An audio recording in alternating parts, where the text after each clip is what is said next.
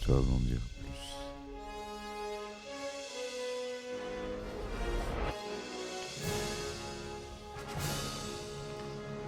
Eh ben attendez, on est en France. Allez, cul sec. Hop.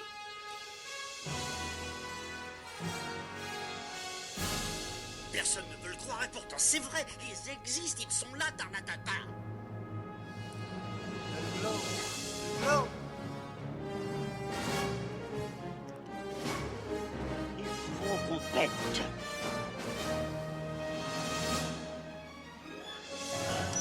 Voyons, circuit branché, convecteur temporel temporisé. Bonjour, bienvenue sur Histoire d'en dire plus. Aujourd'hui, on s'attaque à un film avec Bruce Willis. Un film méconnu de lui, je trouve, qui fut un échec commercial. Enfin, relatif, en tout cas aux États-Unis. J'ai nommé Hudson Hawk, Gentleman et Cambrioleur. Allez, c'est parti mon kiki.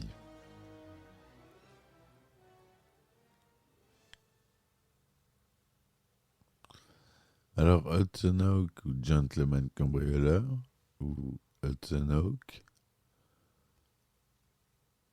en anglais, est un film américain réalisé par Michael Lehman et sorti en 1991.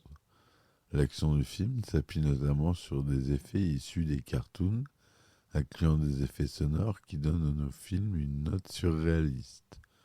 Le scénario mélange des théories conspirationnistes, des sociétés secrètes, des mystères historiques, ainsi que des gadgets à la James Bond, inspirés de films parodiques comme Notre Homme Flint en 1966, où jouait déjà James Coburn.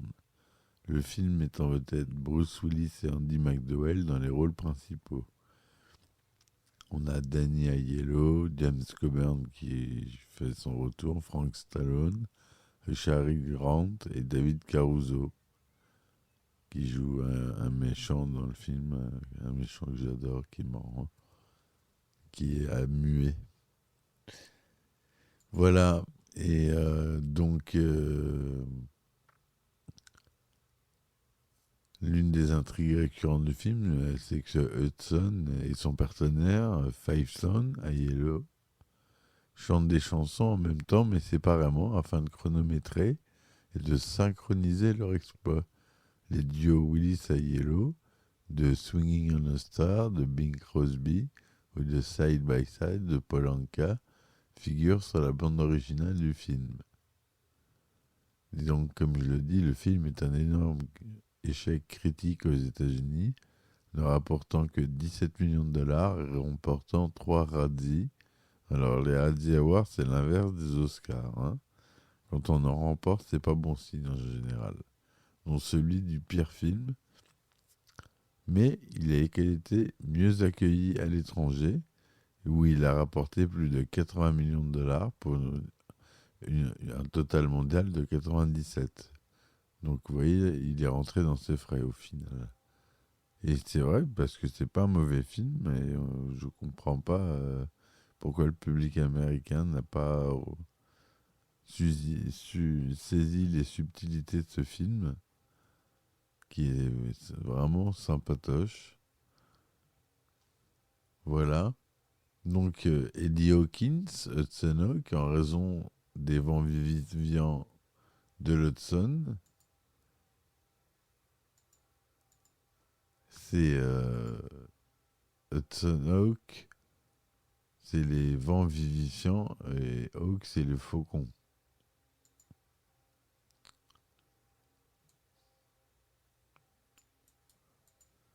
Voilà. Et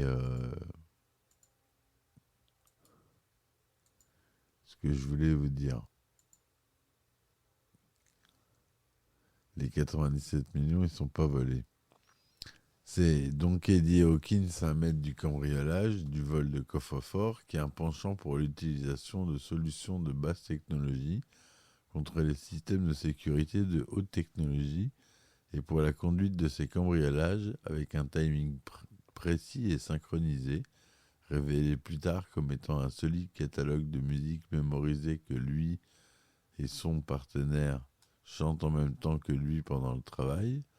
Lors de sa libération et de son premier jour de liberté conditionnelle, lui et son ancien partenaire, Tony Five Tone Messina, cherchent une bonne tasse de cappuccino. Bien qu'il soit interrompu à plusieurs reprises avant de le faire, Hawk finit par céder et procède à la mise en caisse des œuvres d'art. À l'insu de Hawk, ces maîtres chanteurs sont tous manipulés par la société américaine Mayflower Industries, dirigée par les époux Darwin et Minerva Mayflower et leur majordome Alfred. Basée à l'Esposizione Universale Roma, la société cherche à s'emparer du monde en reconstruisant la Macchina dell'Oro, une machine inventée par Léonard de Vinci qui transforme le plomb en or, un assemblage de cristaux nécessaires au fonctionnement de la machine et caché dans diverses œuvres d'art de Léonard. La maquette de Sforza, le Da Vinci Codex et un modèle réduit de l'hélicoptère de Vinci.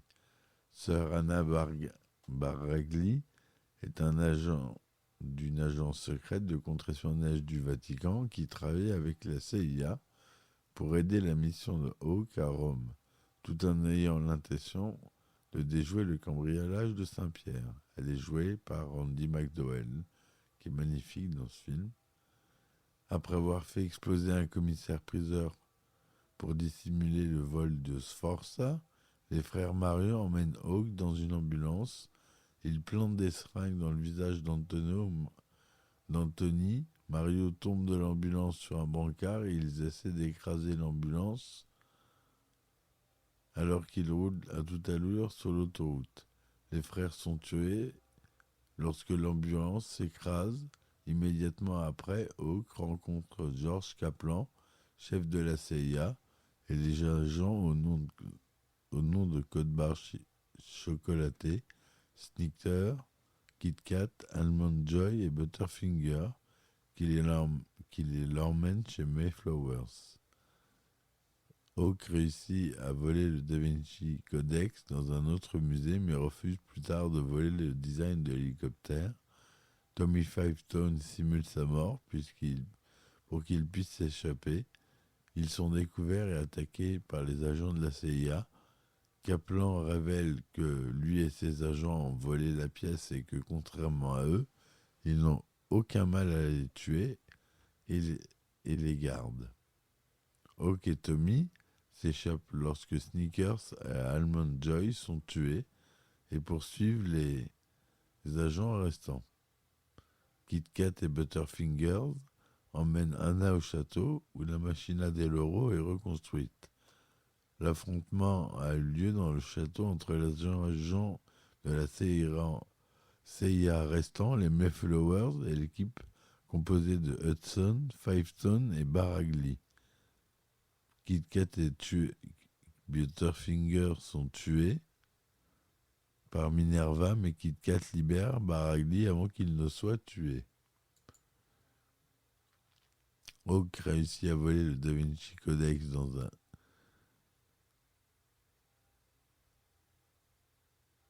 Lorsque la machine est activée, elle fonctionne mal et explose, tuant les Mayflowers. Hawk continue le combat d'Alfred, utilisant ses propres lames pour le décapiter. Hawk et Baragli s'échappent du château en utilisant la machine volante de Vinci, découvrant Tommy qui les attend dans un café, ayant miraculeusement échappé à la mort grâce à une combinaison d'airbag et un système d'arrosage dans la limousine. Le monde étant sauvé et les secrets de Da Vinci protégés, Hawk peut enfin savourer un cappuccino. Le film a reçu que 31% sur Rotten Tomatoes à partir de 45 critiques, avec une moyenne de 4,6 sur 10. Donc c'est pas top. 17% sur Metacritic, sur 15 critiques. mais CinemaScore lui donne un C+, sur une échelle de A+ à F. Moi, je trouve ça dommage. Il y a un jeu vidéo qui est sorti sur NES, Game Boy, Commodore 64, Amiga, ZX Spectrum, Amstrad CPC et Atari ST. Il a eu un gros succès en VHS et en DVD et en Blu-ray. Moi, je l'ai en Blu-ray. C'est un de mes films préférés, ce film.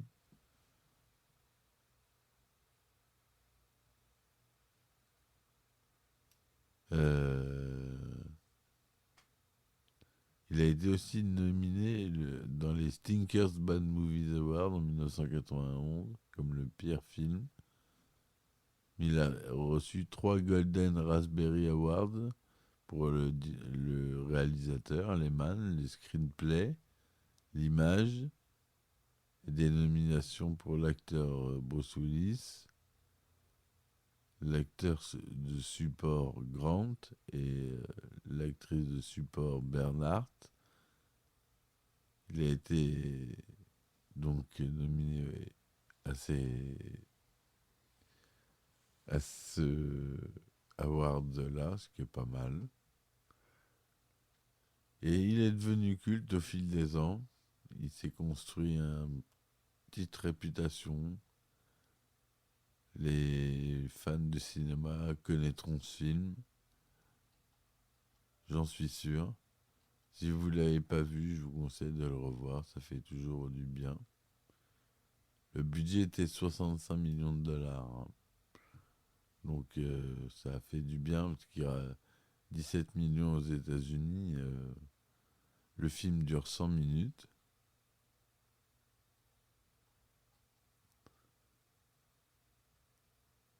Il a été monté par Chris Lebenson et Michael Tronick. Michael Carmen et Robert Kraft à la musique. Production Silver Pictures. Distribution à la TriStars. Et il s'en sort bien. Il a remboursé son film et il a fait un peu de chiffres.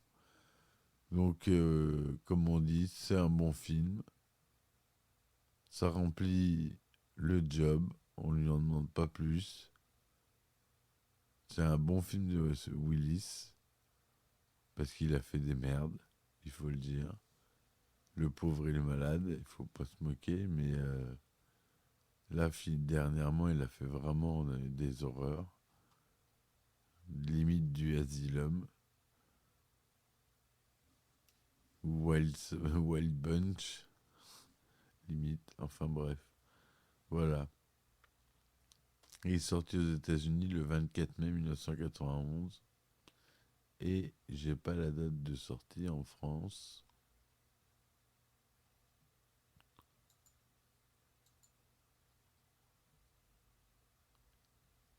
Non, j'ai pas la date de sortie en France. Si, pardon, le 21 août 1991. Bruce Willis y jouait Hudson Hawk, dit Eddie Hawkins. Danny Aiello dit Tommy Fiveton. Andy McDowell, Anna Baragli. Richard E. Grant, Darwin Mayflower. Sandra Bernard, Minerva Mayflower. James Coburn joue George Kaplan. David Caruso, Kit Kat. Lorraine Toussaint, Nuts Amande. Donald Burton, Alfred. Andrew Biernayaski, Bounty. Don Harvey, Snickers. Leonardo Cimino, le Cardinal. Frank Stallone, César Mario. Etc., etc.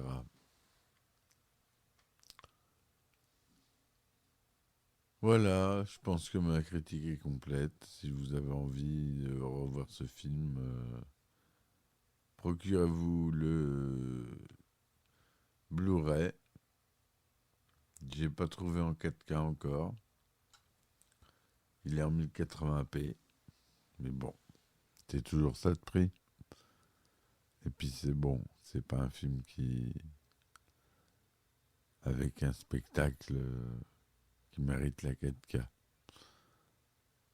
Voilà, je vous dis à très vite. Merci de me supporter sur mes différentes plateformes telles que Tipeee, Patreon et Ulule. Je vous dis à très vite pour une nouvelle chronique. Merci de m'avoir suivi et à bientôt. Ciao, ciao. Histoire d'en dire plus.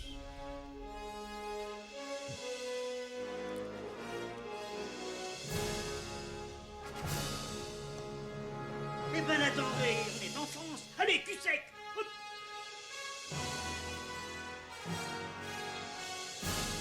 Personne ne veut le croire et pourtant c'est vrai, ils existent, ils sont là, Tarnatata. Le globe. Il faut qu'on pète.